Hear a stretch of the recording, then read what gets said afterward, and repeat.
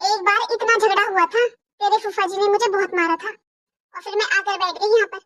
मैं गई नहीं 1.5 महीने तक, इतना रोती थी बहुत ज्यादा। बुआ जी, फूफा जी ने आपके ऊपर हाथ भी छोड़ा हुआ है? हाँ बेटा, पूरे परिवार के सामने। मेरी सास ने एक बार भी अपने बेटे को नहीं रोका। क्या कर रहे हैं?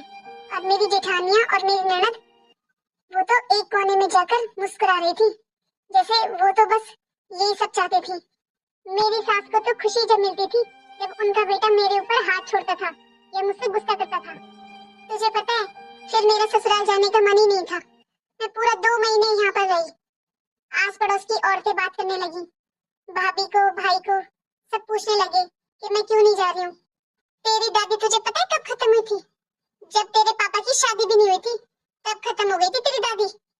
अब तू सोच, मेरी माँ भी नहीं थी, भाई भाभी के घर में रहती थी मैं, लेकिन भाभी ही माँ जैसी थी।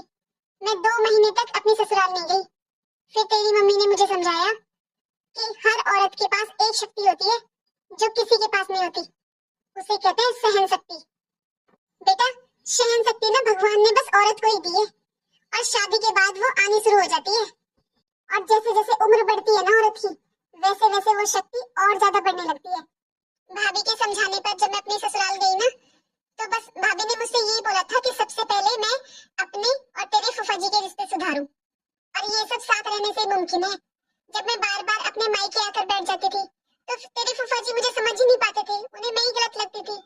जब मैं उनके साथ रही, उन्होंने धीरे धीरे मुझे समझा, तब उनकी सोच धीरे धीरे बदलने लगी और आज आज वो मेरी हर बात समझते हैं। मेरे कहने से पहले वो मुझे समझ जाते हैं मैं क्या कहना चाहती हूँ।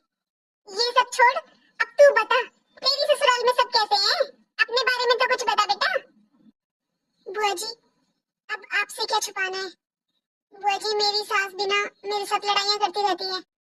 मेरी ननद है ना बुआ जी, वो भी कभी ढंग से बात नहीं करती है, बस हमेशा मेरी जेठानी के गुण गाती रहती है। मैं तो बुआ जी चाहे कितना भी कर लूं, सारा दिन काम करती हूँ मैं, खाना भी बनाती हूँ, घर में साफ सफाई भी करती हूँ, कपड़े भी धुलती हूँ, लेकिन मेरी सास और ननद बस जेठानी के गुण गाती रहती है। और मेरी जेठानी बुआ जी मेरी किसी भी काम में मदद नहीं करती है। बुआ जी, जब हम 2 बहू हैं उस घर की, तो काम भी बराबर का होना चाहिए ना। लेकिन मेरी सास कहती है वो जेठानी है, तो उनका हक नहीं बनता काम करने का, मेरा फर्ज बनता है काम करने का।